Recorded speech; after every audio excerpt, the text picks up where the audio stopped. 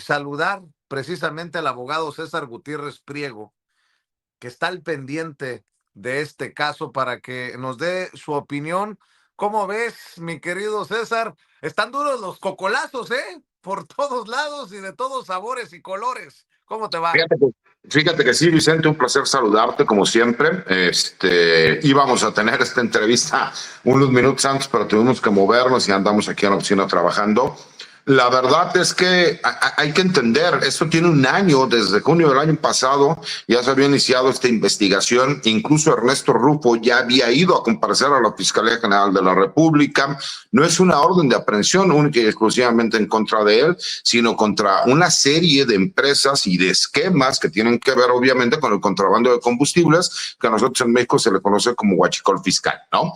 Pero eso me parece que es importante que se entienda algo. No se puede deslegitimar el trabajo que hizo la Fiscalía General de la República, en este caso en específico, haciendo señalamientos de lo que tenga que ver con el gobernador con licencia del estado de Sinaloa o con lo que sucede ahora con la gobernadora de Baja California.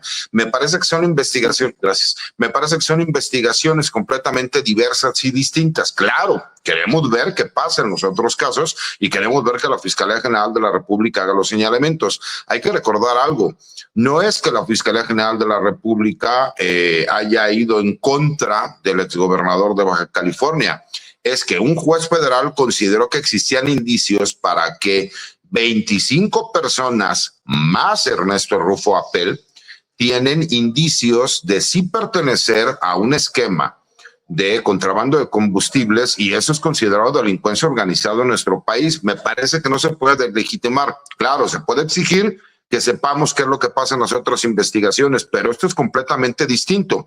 Y además, para quienes dicen, no, es que esta no es la red más grande de contrabando de combustibles del país, bueno, me parece que si ellos tienen otra información, pues que aporten los datos a la Fiscalía General de la República, porque tiene que ver incluso con esa misma estructura en donde vemos a los contraalmirantes Farías y donde vemos a algunos otros personajes como el que era dueño de Miss Universo y que tiene que ver con todo este esquema, ¿no? El grado de responsabilidad tendrá que ser un juez federal. O sea que va a haber de todos sabores y de todos colores, insisto. O sea, Es porque correcto. del Miss Universo supuestamente tiene ligas con Morena, por ejemplo, ¿no? Pero no solo tenga ligas con Morena, hay que recordar cómo en su momento él tuvo un criterio de oportunidad donde se convierte en testigo protegido de la Fiscalía General de la República cuando el fiscal general era Alejandro Gertz Manero. Eso es un hecho público que tuvimos conocimiento. Posteriormente, incluso vía amparo, él gana nuevamente el que se le reconozca la figura de testigo colaborador o testigo protegido y obviamente la Fiscalía General de la República impugna esa resolución y en este momento existe una orden de aprehensión, ¿no? Entonces, para quienes dicen que única y exclusivamente está yendo contra un personaje, hay que recordar que desde el año pasado, septiembre, si no mal recuerdo, se dio a conocer la noticia de que él era el socio mayoritario de esta empresa y que este personaje pues estaban ligados y para que la gente pueda recordar cómo es este esquema. Estos combustibles, en teoría, muchos de ellos eran robados en México, enviados hacia Estados Unidos. Había otros que supuestamente eran robados en Estados Unidos y que por medio de empresas tejanas, lo que hacían ellos era mezclarlo con el combustible que sí tenían ellos producido por medio de las refinerías que tienen en Texas, los ingresaban al país y entonces por medio de la agencia por medio de aduanas, ¿no? Y de diferentes agencias aduanales, lo que hacían era falsificar los documentos para o manejar una menor cantidad de combustible que entraba o en su defecto manejarlo como si fueran otro tipo de productos que están exentos del pago de impuestos. Eso, por supuesto, es todo un esquema. Y yo te puedo decir, Vicente, que es apenas de los primeros nombres, a lo mejor conocidos, que nosotros tenemos conocimiento, pero que hay una serie de nombres dentro de los mismos 25 que están señalando y que desde hace más de un año se señaló que había más de 200 personas de interés investigadas. Entonces vamos a seguir viendo la ejecución de órdenes de aprehensión. El problema es que quieren politizar un tema cuando es un juez de control quien vio que existen indicios suficientes para obsequiar una orden de aprehensión. Él ya ha sido trasladado al Centro Federal de Readaptación número 1, al Centro Federal, que es el juez que le corresponde, que en su momento concedió la orden de aprehensión, para que ahí se deslinde la responsabilidad legal. Y él tendrá la oportunidad de hacerlo, como cualquier mexicano, y ofreciendo los datos de prueba considera pertinentes. Pero de ahí a quererlo politizar y deslegitimar lo que es una investigación seria por parte de la Fiscalía General de la República, donde incluso, ya ahorita creo que viene uno de los temas más importantes, mi querido Vicente, la Fiscalía General de la República, al tener ya indicios suficientes y un juzgado federal, podría solicitar al gobierno de los Estados Unidos incluso la detención con fines de extradición de los dueños de estas refinerías en los Estados Unidos.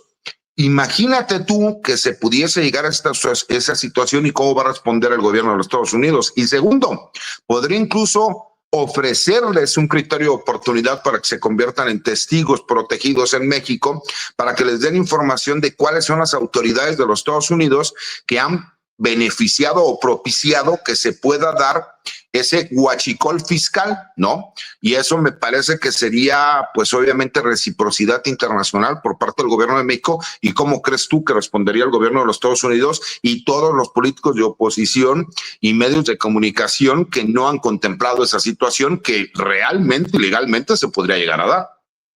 Así es. Bueno, pues si se confirmara este caso contra Rufo Apple, al final, ¿no? Creo que se echaría abajo todo lo que ha dicho el PAN, lo que ha dicho la oposición en todo este tiempo. Y dependiendo de lo que salga, César, no es, no sé si lo mencionabas tú, pero no es solamente una orden de aprehensión ahí contra un exgobernador. No. Es la red más grande de, de contrabando de hidrocarburos, lo llamó la fiscal general de la República, Ernestina Godoy. Es algo choncho, pues. No, es algo muy grande, donde incluso te puedo asegurar que muchos personajes ligados a las aduanas van a salir también en estas órdenes de aprehensión. ¿Por qué?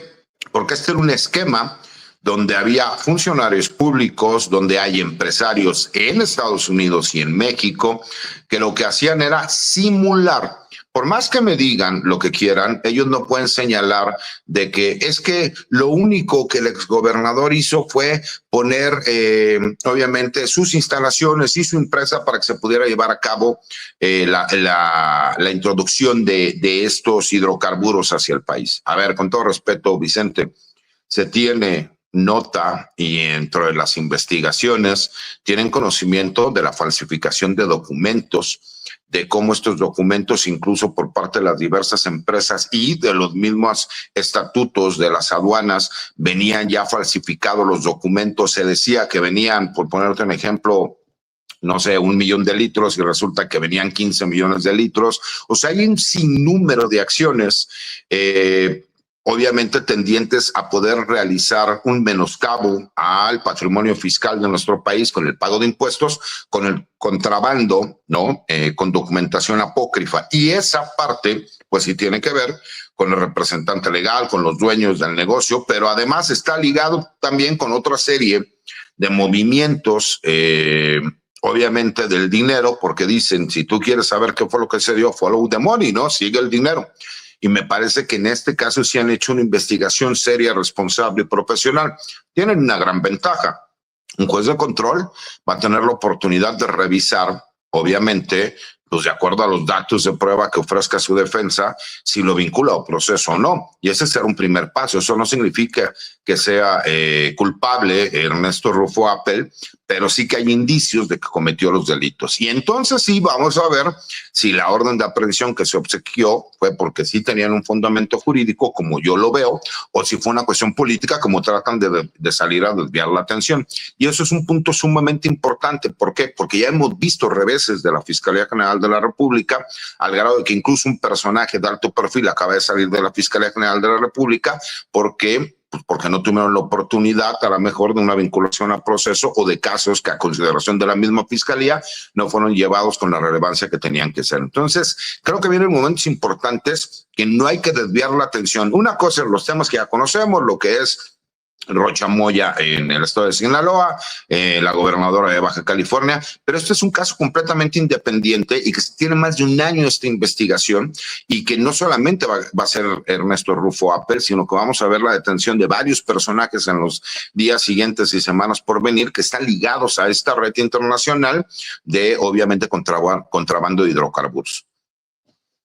Antes de que te vayas, César, ¿alguna opinión, algún comentario sobre lo del piloto de esta aeronave con la que se llevaron de Culiacán a Nuevo México al Mayo Zambada, que si estuvo bajo custodia en México, que si se lo mandaron a Estados Unidos sin saber que era él o si sabían que era él? Hoy en la portada, en la primera plana del periódico El Universal, hablan de que una fuente del FBI le ha confirmado al periódico que ya está negociando con las autoridades para convertirse en testigo colaborador, en testigo protegido. ¿Algún comentario acerca de esto que, pues por lo menos a mí, me pone los pelos de punta, ¿no?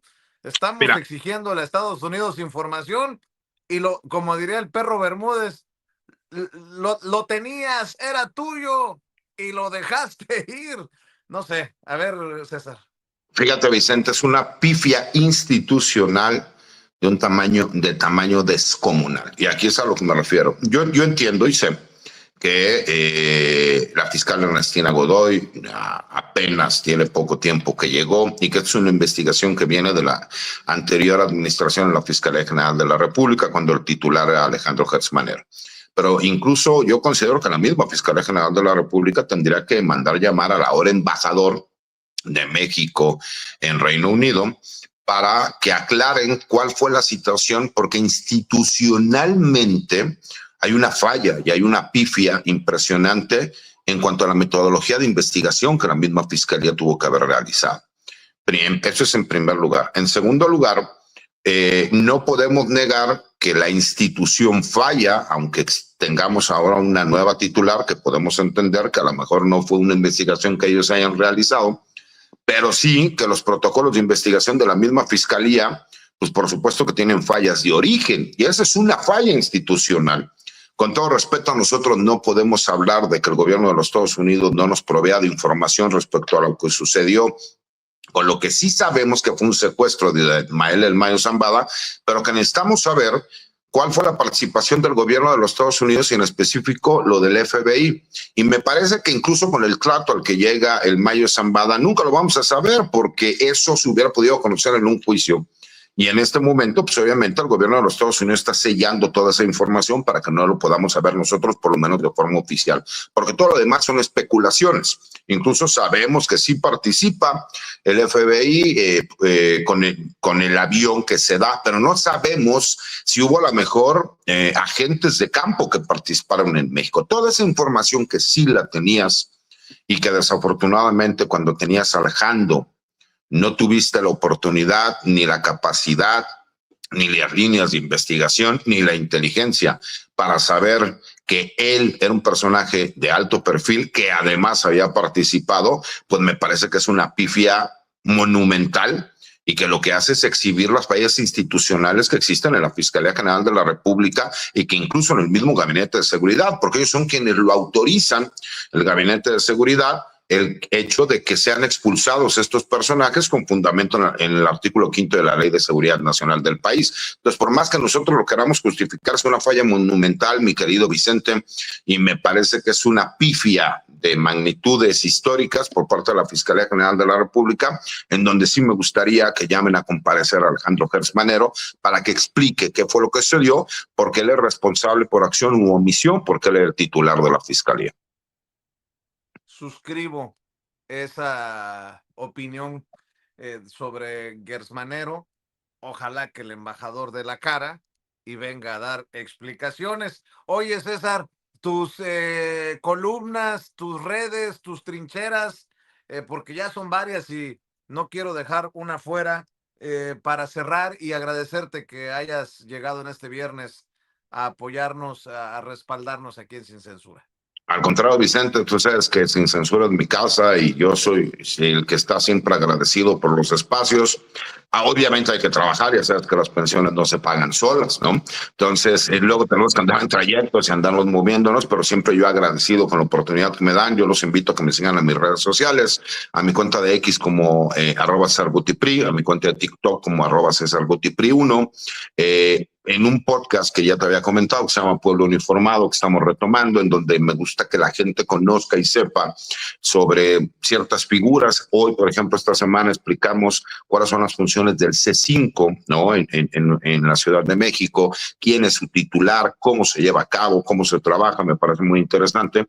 Y por supuesto, los espacios libres, mi querido Vicente, como aquí en mi casa Sin Censura, en lo cual para mí siempre es un honor y un privilegio poder estar con ustedes, porque independientemente de lo que pase, no solo siempre serán mi amigo, sino que siempre voy a estar agradecido con Sin Censura por el espacio que nos ha dado y la convivencia para con la mayoría de las personas, tanto en México como en los Estados Unidos.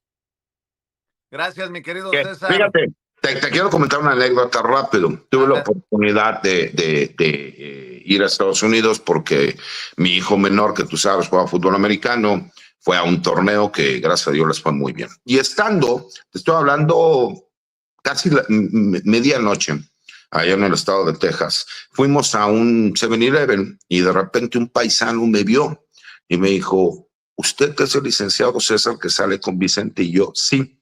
No, bueno, nos regaló un refresco, nos dio un abrazo, me dice, mándeme un saludo. Entonces, a don Nicolás le mando un abrazo, le agradezco mucho y te doy el abrazo que me dio para ti también, don Nicolás, y muy agradecido. Y todo eso es gracias a medios, ¿no? Como Sin Censura, mi querido Vicente.